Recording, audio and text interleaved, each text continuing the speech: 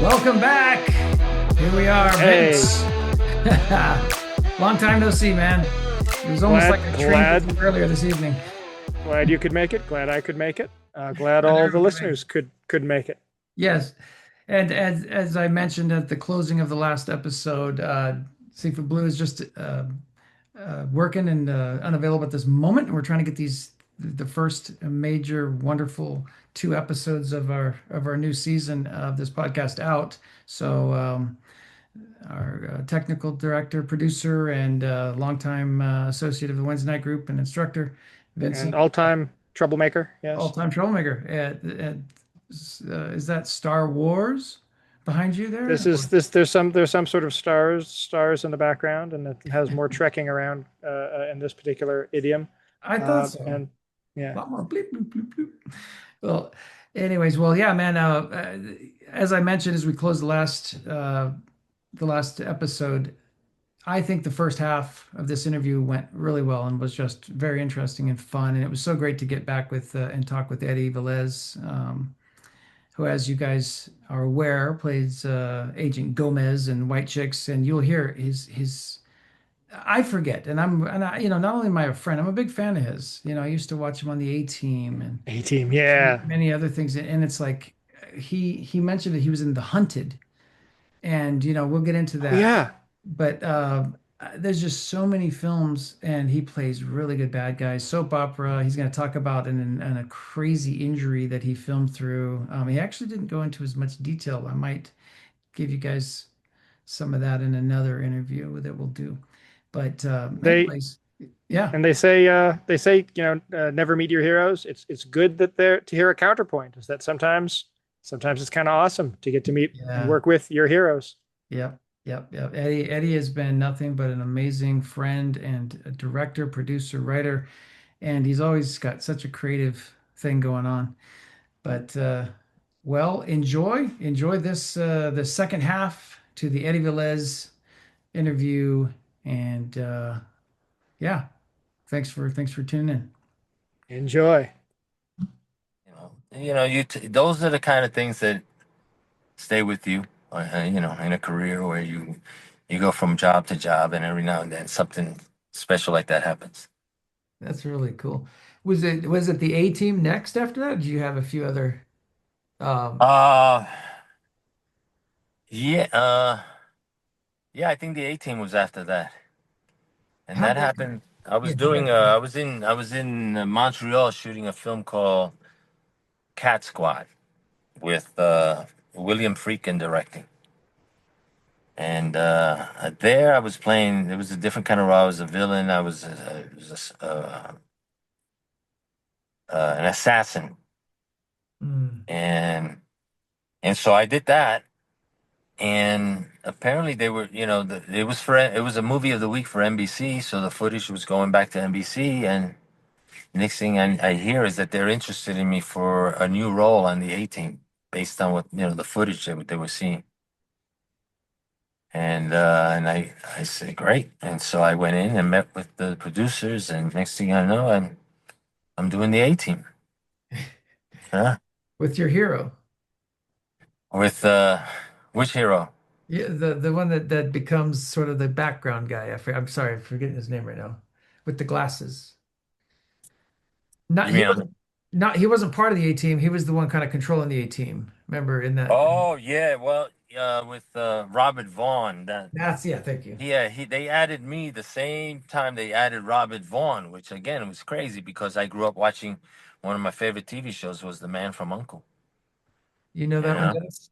and then I found myself doing a scene where I'm on one side of the door and we're about to bust in. He's on the other side of the door. We're about to bust into this room. We're waiting for them to say action, but I'm standing there and it hit me. Here I am. I'm about to bust into this room with the man from Uncle. I couldn't believe, again, those are the kind of things where it hits you every now and then. And so that was special. Just, you're still a kid at times, it takes you back.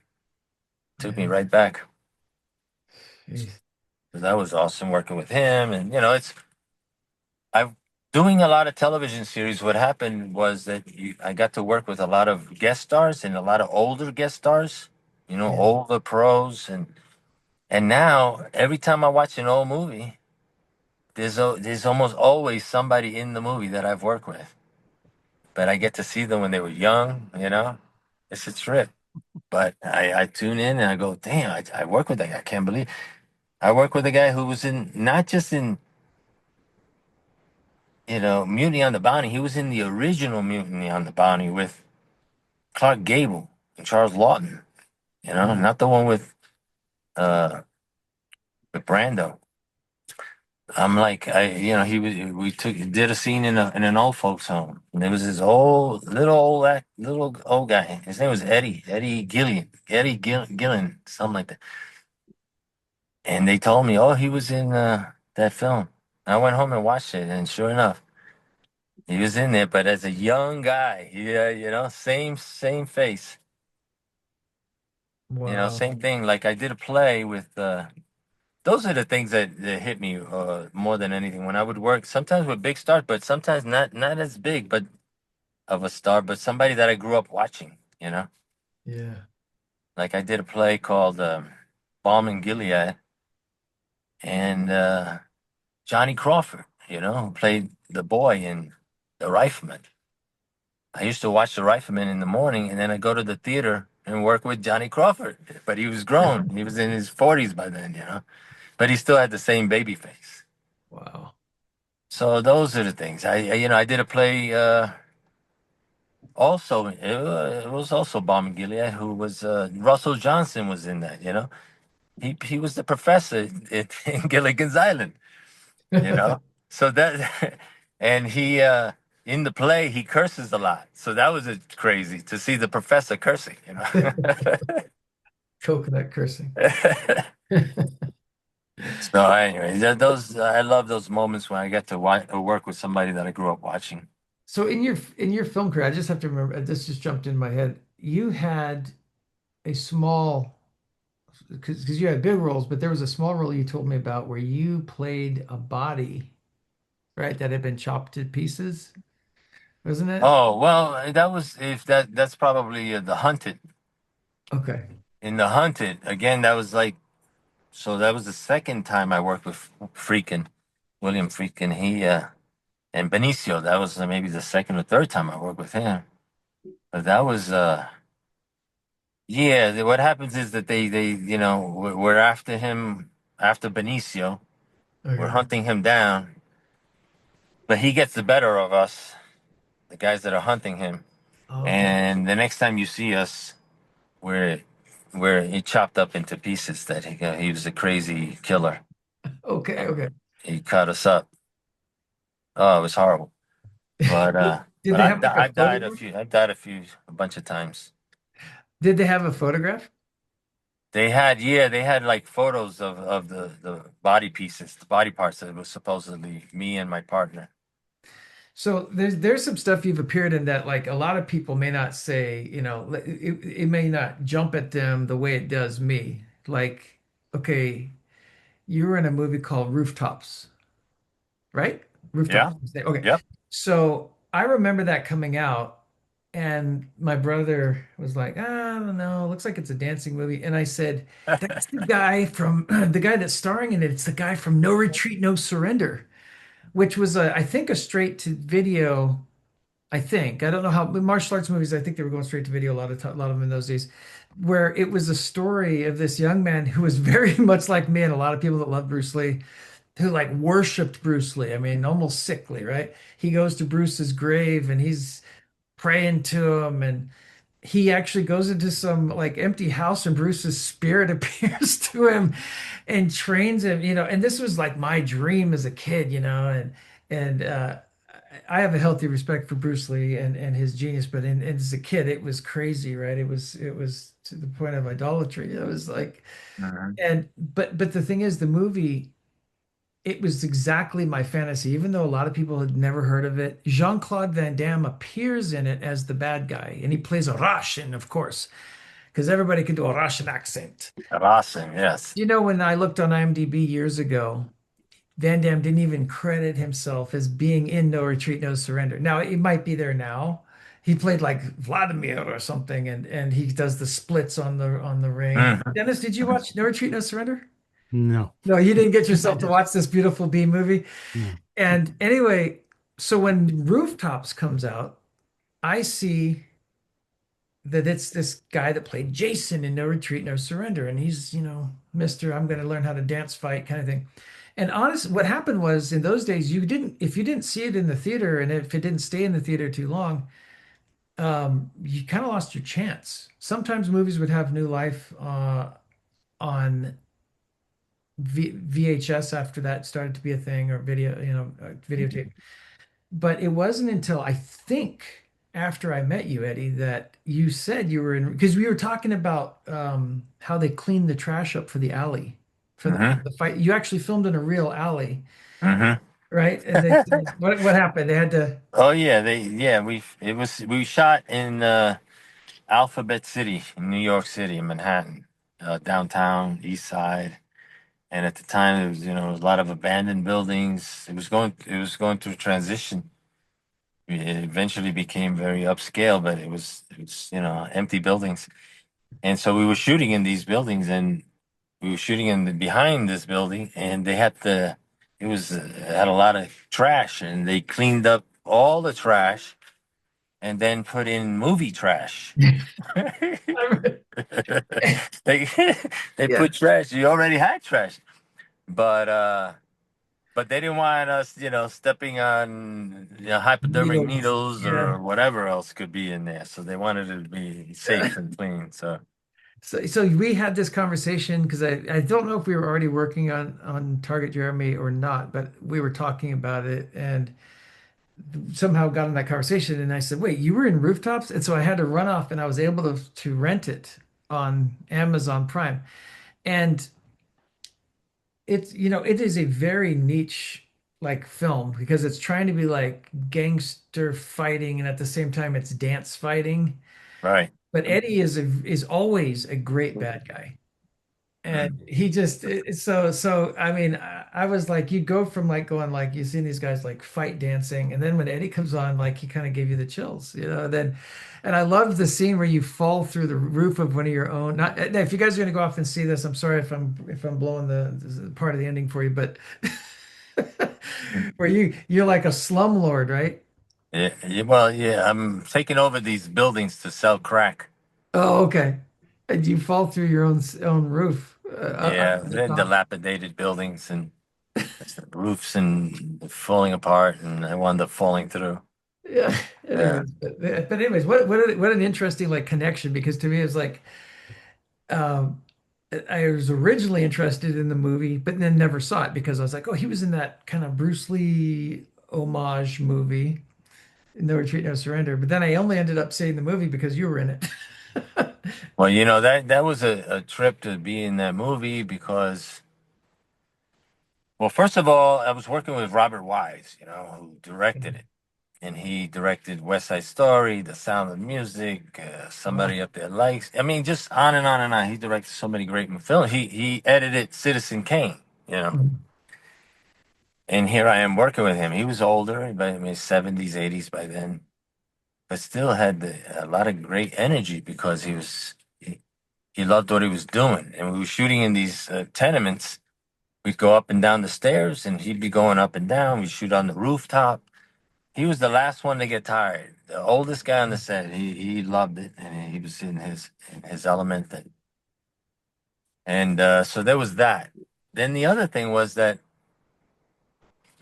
I've never really talked about it, but there was a time when I was a kid, when growing up in Manhattan, I lived in a tenement, and we would go up on the roof. The roof was where you hung out. It was like they call it Tar Beach because you put lounge chair out there as if you're on the beach, but you're on the roof. And so I would spend a lot of time on the roof, and I would cross the roof and go from one roof to another. And I remember one day, and maybe I was about 9 years old, walking across the roof, and I got this sense of feeling that I was being filmed. at the time. In real time, it, like my life was being filmed as I walked across the roof. Hmm. And I remember thinking, making myself walk cool, like Hmm. trying to be cool as I walk because I thought I'm on camera. They're filming me. It was crazy. But then years later, I make a movie called Rooftops, just a few blocks down the street. That's so And crazy. I'm doing the same exact movement that I envisioned when I was a kid, walking across, looking cool. What is that about? How did I have that kind of premonition? It's never happened before with any other role, but I never forgot that. That is Yeah, so. weird. Yeah. I sensed that the future was going to happen with that roof. So okay. So yeah, man, that's crazy. Now I want to talk more. We talked a lot about your TV roles and you know, and which I love, and I've watched the A-Team over and over again. I definitely want to get to White Chicks, but first, there's some other great roles. Oh, I left out when you were saying how I started. When the first movie I did was Repo Man. Actually, Oh, that was Repo Man. the first film I did. So I love, the Repo Man I had seen, and then you told me I'd seen it a bunch of times, and you told me I was in that. You said I was in that, and not that I was in it, but you were in it. You probably wouldn't have had to tell me if I was in it. No, yeah, yeah, I don't remember you. But and I was like, okay, what part? So then I go back and I see the part, and it's like, didn't you have really, really long hair in Repo Man? No, it wasn't that long. It was a little longer than this, but it wasn't that Yeah, long. it was okay. So And yeah, it maybe was I'm thinking of longer, something but else. Yeah, but you were had that great racing scene or chase scene in the the East River, the L.A. River, L.A. River. Los Angeles River. Yeah, Dennis, that didn't whole you used to live down there? In the river? Yeah. down by Yes, the as a matter of river fact. Wow. in a van down by the river. Didn't you live in LA though, Dennis? Yeah, I For grew up in LA. Yeah. yeah, so Oh you yeah. yeah, Oh, Sorry. okay. Yeah, I did. Let me ask you, where'd you grow up in LA? Ooh, name a part. Really? Pomona Gardens, Inglewood, Compton. Wow. Okay. Yeah, all Wow. over. Is that what you I mean, when did you get started in martial arts and all that? Well, long time ago. Before that? Um, I was probably, oh gosh, I was probably 6 years old, 6 or 7. Really? Yeah, started with boxing, and then, when all the Asian films hit the market, then my Right. dad enrolled me into karate, and then it just went on from there. So yeah. Yeah, well, that's similar. Okay. Yep. Cool. Boxing, huh? Yep. used to fight Right. the kids in the neighborhood, right? Yes, that was the Friday afternoon matinee for the older brothers, just to watch the little brothers fight each other. Yeah. Really? Yeah. Interesting. Well, interesting. I had a fight with this kid while his older brother fought my cousin. So we were both fighting at the same Huh. time. And then the kid's father, there were two brothers were fighting us, and the kid's father showed up. They thought he was gonna break us up, and he said, "No, let him go, let him go, let him fight." And we fought. We fought till till we got tired. Yeah. Now go take a bath. But speaking of boxing, you mentioned boxing. There was a time while I was in high school that I actually considered becoming a fighter. I was training with an ex champ. I think he might have been a featherweight champ in like the 30s or 40s. His name was Sandy Sadler. Oh yeah.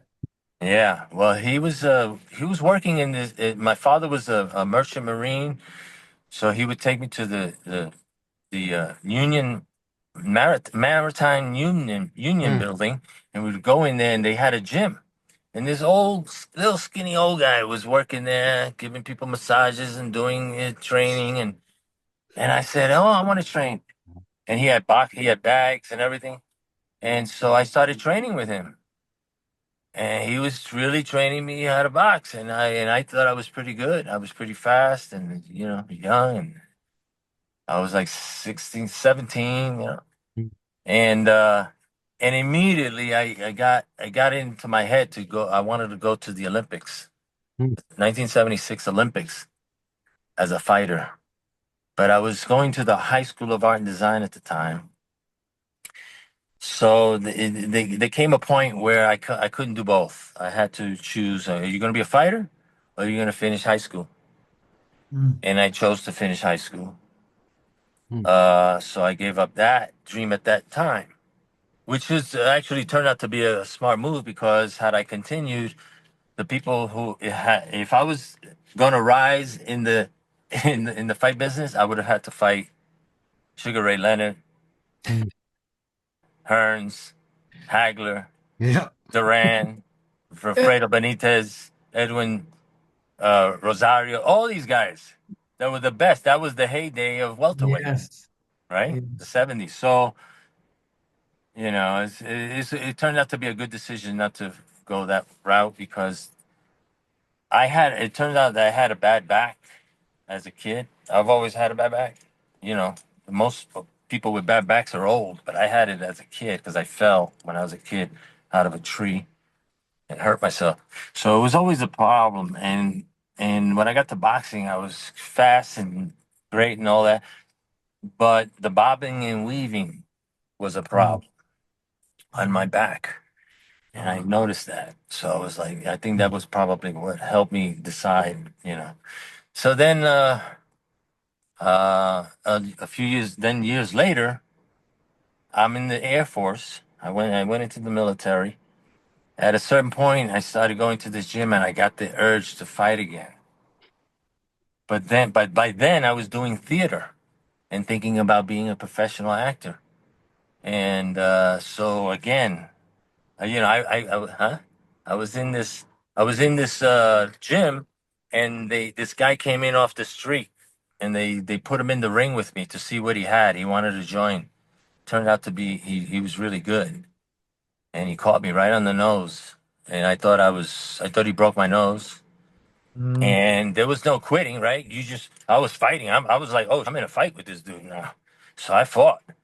But after that was done, I went home and I was like, oh man, it's not broke. I think unless I want to play gangsters the rest of my career, I said, that's the end of that. So I quit again. All right. Yeah.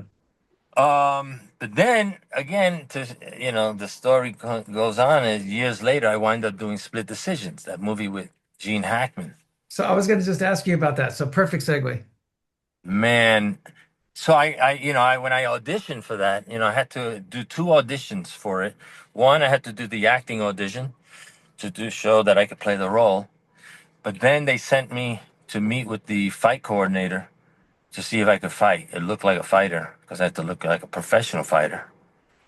And so I went up to meet with Paul Stater at his house in Malibu. Paul Stater was a longtime stuntman. He was John Wayne's stuntman. He was uh, uh, what's his name? Errol Flynn's stuntman. He was Tarzan's stuntman. In fact, he started out as Tarzan doing the underwater sequences because he was a swimmer. And in fact, just the other day, I was watching an old episode of Voyage to the Bottom of the Sea, and this guy comes into the scene and he gets jumped. And I said, that's Paul Stater. Look at him. I couldn't believe him. I finally saw him as a young guy, as this young stuntman in an old episode of Voyage to the Bottom of the Sea. So I go to his house and he's, putting me through the ropes. I'm hitting the bag. He's testing me out to see how I look. And while he was testing me, he got a phone call. And the phone call was he got a phone call, and I hear him saying, "Yeah, yeah, he's good, he's good." I thought it was the producers checking on me. It turned out to be the uh, the champ. I think he was a middleweight champ, or former at the time, Carlos Palomino, Mm. right? Carlos Palomino, it turned out, was also up for the role. Oh, It was between him and me. It was between an actor who could box or a boxer who could act. yeah. And Carlos was calling to see how I was doing because he knew whether he would get it was based on how well I did. Oh boy. And he was checking. He knew Paul Stater, and Paul Stater had to tell him, "Yeah, he's good. He's good." Nice. And man, I got the part, and I felt like I finally beat the champ. The champ, you did I beat the it. champ. And you didn't have to go through so many beatings. No, and I didn't have to get my face, you know, bashed Now, in. So okay, so, that was awesome. and you got Uh, to work with Gene Hackman. and then yeah, Rest, rest to his work soul, with Gene Hackman, that was awesome also. Because I was a big Gene Hackman fan. Who isn't? of course. Yeah. And but this movie took a toll on you though, didn't it? Well, again, it was my back because we shot the fight scene, which was 8 rounds. We shot it in 2 days at the L.A. Coliseum. Not L.A. No, not Coliseum. L.A. Arena. L.A. Anyway, it was a big place where they do fights, Mm. and so they was all full of extras, and it was like a real fight. I had to intros and come in, and but we shot over 2 days, and 12 to 15 hours bobbing and weaving, bobbing, and then the second day, at the second half of the second day, he turns the fight around and starts beating me up. I beat him up forever, and then he finally turns it around and just pummels me. So Yeah. I had to do this for like hours, getting hit, hanging on the ropes, still getting hit. Snapping your head from side to side. Yeah. So that was, but what happened? Yeah, so the back, it took me a while to recover actually from that film because I was like, I thought, real boxers don't box this much. What the hell? Yeah. Yeah. I'm fighting for 15 hours here. So, but anyway, I finally got that boxing itch out of my system with that movie. I didn't have to, yeah, I didn't want to be a fighter anymore after that. I was fine. Didn't you have to take kind of a big break from acting though to recover? Well, there was, I wound up doing uh, getting hurt on a show, on a soap opera of all shows. Okay. Usually Okay. soap, usually So soap opera. Huh? I've seen that. Okay, so I thought the big injury was from split decision. So it was No, okay. Go it ahead. was Tell on me. Days of Our Lives. And I know you show me the footage. This is amazing. Go ahead. Well, we were shooting out in the ocean, just off of Catalina Island, and I had to shoot this scene where I go to the ocean floor, and I rescue a kid who's stuck down there on a rock, and they gave me an oar to pry away the rocks once I get down there. But the oar was real; it was buoyant. It kept pulling me up as I'm trying to go down. Mm. So I could see that I'm not going anywhere.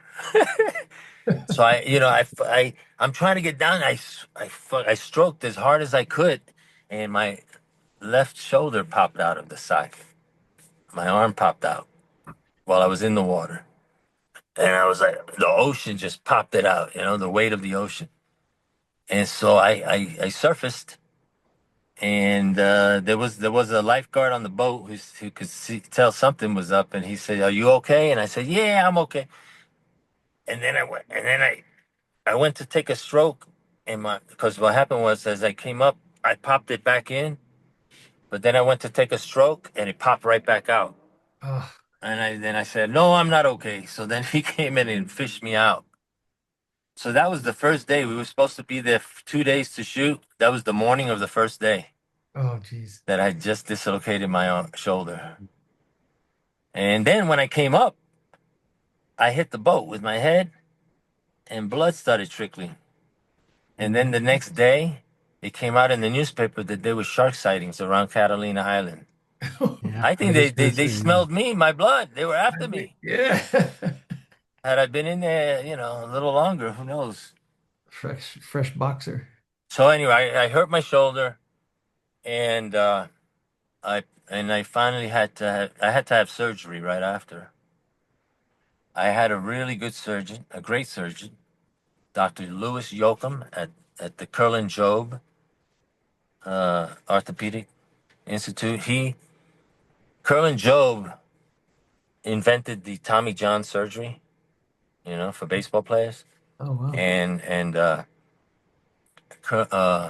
Louis Yoakum, my doctor, was trained under Curlin Job. He learned how to do it. He perfected that. Anyway, he fixed my shoulder. It was torn up. It was just crazy.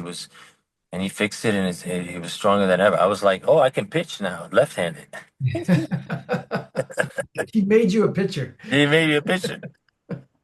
But so anyway, so yeah, that was that. But then I also on that show hurt my back on the last day. The last day I had to do all kinds of fighting. I had been shot, stabbed. I'm dying, but I'm fighting off these police, Sounds like a soap doctors. opera. Yeah, I'm just fighting everybody. And so I wound up hurting my back on that day. They wanted to do back surgery, but I uh, I wound up having neck surgery because I hurt my neck too. Crazy. Yeah. And after I recovered from the neck surgery, I was like, that's okay. I'm done with these surgeries. I'll take it from here. I don't want to have any more. So I didn't let them work on my lower back. And that's it. I just, I said, well, I'll do low back surgery when I'm in a wheelchair, when I can't move. But right now I can still move, so I'm not gonna risk it. Yeah, man. So okay, we got I want to jump over to White Chicks. There's been rumblings that they might make another one, and is it Lieutenant Gomez? Was that your rank in the Agent, agent? Agent, Agent. That's right. Agent Gomez, Vincent Gomez. Yeah, FBI agent. People love that character. Both of you guys.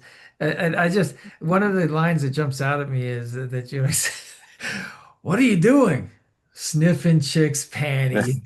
You say, It's "You disgusting. you really are disgusting." I love that. Anyways, but when I was interested, I found out that you told me that you grew up knowing the Wayans family. Yeah. Well, with Keenan and I we're 4 days apart. Our age, we're the same age, and we worked at McDonald's. That's where we met. Wow. When we were in Manhattan in New York, we were both working there, and we hung out right away. We like, our sense of humor we clicked right away, and we hung out and just we would do things like we would have fake fights in the street, just to draw a crowd. We would take turns arresting each other in front of people, throwing up against the wall, spread them, and get people going. Oh shit, what's happening? So we like to fake, do crazy stuff like that, and Keenan went off to Tuskegee to be an engineer of some kind, and uh, and and I took off from New York and went down to Florida at the time. That was right after high school. I went down there. My mother was living down there. I just went down to see how that was. Get out of New York before something happened. So I was New York at the time was crazy. So I wanted to get out. So I went to Florida and, for about 6 months eventually. That didn't work out. I went back to New York. And when I went back to New York, in the middle of the street, in the middle of Manhattan, I ran into Keenan. Of all the people, we just ran into each other. We say, "Hey, what's happening?" He told me he went to Tuskegee. He dropped out. He didn't want to do that. He came back. He wanted to do comedy. I said, "I just went to Florida. I'm back, and I want to do comedy." So we started going to the comedy clubs together, to the Improv and some other clubs, and that started feeding our interest in comedy. And he started doing stand up. I did a little bit. I went into the Air Force to get out of New York, and he continued with the stand up. And then eventually he moved to California. While I was in the Air Force, we stayed in touch. And when I got out of the Air Force, I moved to Hollywood, and we became roommates. Wow. And while we were roommates, we both landed the same pilot. That the first one that I did for Love and Honor, he was in it too. And Oh, we were playing army bunkmates, and we were roommates in real life. wow. That's amazing. Yeah. It kind of reminds me of Earth Girls Are Easy. It has Damon Wayans and Jim Carrey. Oh And yeah, yeah, yeah. and not that they were rooming together, but it's like interesting that they do that little Mhm. thing, and then next thing you know, boom. So Yeah. what were you doing when In Living Color came out? What was I doing? I was doing some series. I think I might have been doing Live Shot at the time. Live Shot was another series I did called for UPN, this new network at the time, Yeah, and it was about a television news station. I played a reporter, so I did that show. That also had a lot of great actors, David Burney and a bunch of people that were just it was terrific. That was a fun show to do. It had had a um it was a spoof in a way of the news television shows, a news show. It was a spoof. So it was fun. And so I think that's what I was doing at the time. okay. Well, when somebody hears that Keenan, and you're like, well, okay, that's obviously how you got into into White Chicks. But that you told me that no, that you actually auditioned I and you auditioned. I got a call from my agent to go and audition for this movie. And he told me it was for White Chicks and Keenan and Marlon and Sean. And so I said, great. So I got the sides and I went in to meet with the casting director. And I remember being in the waiting room, and I could hear the actor before me in the room auditioning, but I didn't hear him doing any of the lines. I heard him chit-chatting a lot with the casting director. They were laughing, and then I could hear him do the scene, and again, I didn't hear him really doing the scene. He was like doing a ad-libbing. lot of improv and a lot of ad-libbing. And I was like, Keenan, I thought they wrote it. They want to hear their words. Mhm. So I decided I wasn't going to go in and chit-chat. I was just going to go in, just do the scene, say hello, thank you, and that was that. And I left. And before I got home, I got a call that they want me to. I got a call back to go and read for Keenan and Sean and Marlon. And so I went, and then when I walked in the room, Keenan was like, "Hey, Eddie, Eddie," and so on. But the casting director had no idea that he knew me and that Mhm. I knew him, because I didn't talk about it. I didn't go in. I didn't want to get the role because I knew Keenan. At the Yeah. time, I thought everybody knows Keenan. I don't want to get the role. I want to go in and get the role and know that I got it on my own merit, right? Just on Mhm. my audition. And then I auditioned for Keenan and Sean and Marlon, and I left, and I got the part. You know, Yes. that felt much better than if he had just given me a part. Yeah, exactly. Did you know Marlon and Sean? I know they were much younger when you guys were. Yeah, they're about 10 years younger. They were little kids when I knew Keenan. Yeah, back. Little, so we were about 17, 16, 17, so they were about 6 and 7 years old, Yeah. little babies. But he had 10, 10, well, nine siblings. There were That's 10 it. and 10 in all, Keenan. And I remember because I used to, when I first got to LA, Keenan would do his stand-up act, and I'd go check him out. And I never forgot his one joke he said about his father. He says, I'm a kid. We have 10 kids in my family. He said, my father has stretch marks. That is so hilarious. So Well, man, yes, I think a lot of people are thinking this. If they do in fact make White Chicks the sequel, Agent Gomez it would be highly missed if they don't bring him back because that was such a funny. funny part. Yeah, well, it'd be a lot of fun because I'd be excited to see what they write or what they come up with now. Yeah. So I hope it happens. That would be fun, a lot of fun, you know. Yeah, man. Man, that's great. So, okay, we definitely we got a lot. We could talk about all kinds of other stuff. We can save that for another episode, but I do want to talk about your most recent project, and I just want to intro it a little bit. Dennis, you've heard of the show The Chosen, which is about Jesus and his disciples. Well, there's a Eddie's been, and I'll let you talk about it, but it's not The Chosen, but made by the same people as The Chosen, or the same producers, right, Eddie? Right. You Same just producers. you just worked with that recently. Yes, they're doing a new miniseries called Joseph of Egypt, Hmm. based on from Joseph from the Genesis, Mhm. and he it was great. I mean, it was one scene with Joseph with the lead character. I play a leper. Now, this is something I've never done. I had to wear a lot of prosthetic makeup on my hands, my face. So that was a trip. That was fun. I'd never done that much, you know. In split decisions, they widened my nose a little bit, a little thing here, but that was it. So uh so I played a leper. I'm in a jail cell and I'm wasting away.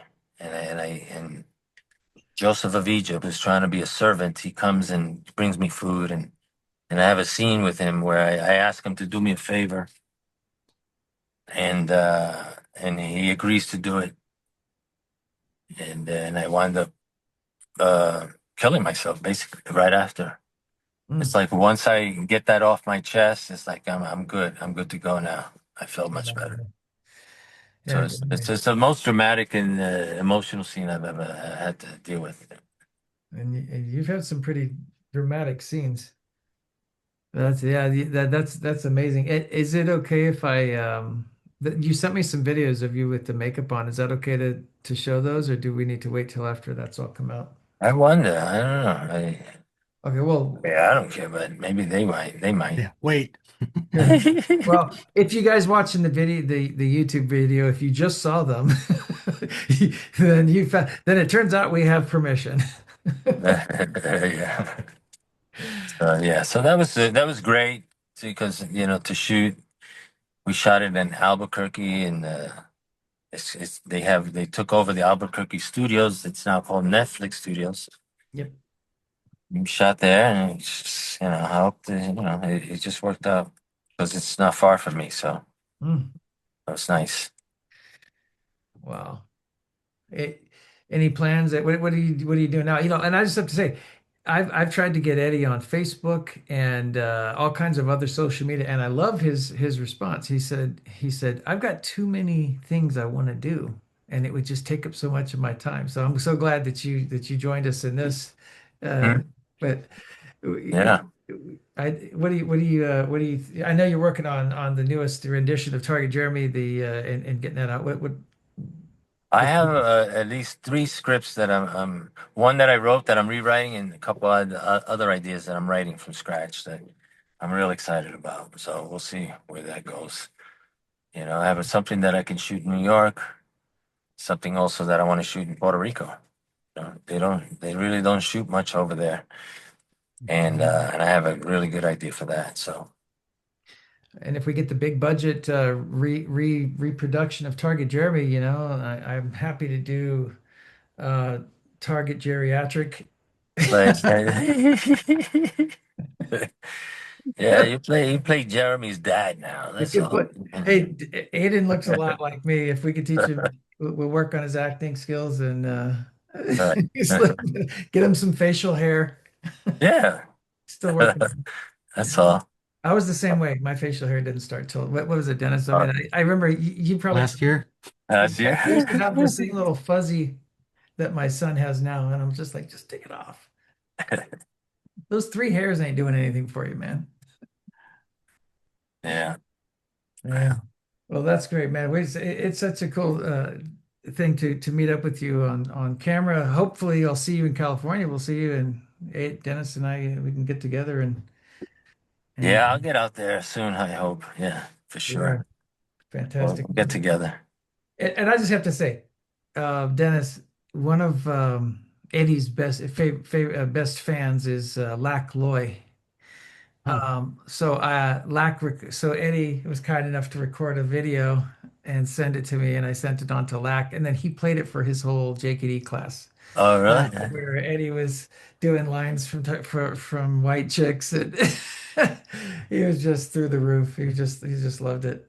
So it'd be great if we Is could that all the go what, to the guy in England? England. Yeah. yeah. Did they ever get a chance to go see it at that festival? You know what? I don't know. I haven't talked to Lack for a while. I'm gonna check. He said he was gonna let people know over there, Uh-huh. but it's Yeah. we communicate through WhatsApp. So, it's kind of Oh, like it's always nighttime and it's day here, so it's kind of like takes a little bit. But he'll be listening to this podcast, and so all he'll right. let Well, us know. But thank you so much, man, well, for hey, man. Well, thank you for, being in Target Jeremy. I think you did an amazing job, as you know. You got a couple of great reviews and an award. You're yeah, brilliant. I mean, you pulled it off great. That dual role of the nice guy who turns into the killer. elite spy killer was perfect. So thank I, you. I was channeling Killing Yeah. Dennis. I was channeling Dennis the whole time. That's Mr. yeah. Bean. Mr. Bean. Mr. Bean. Jerry, oh, Jerry Estrada. Darius trying. Die. All right, my brother. Well, have a great one. Thank you guys You for too. listening, and we'll talk to you all next time. All right, bye.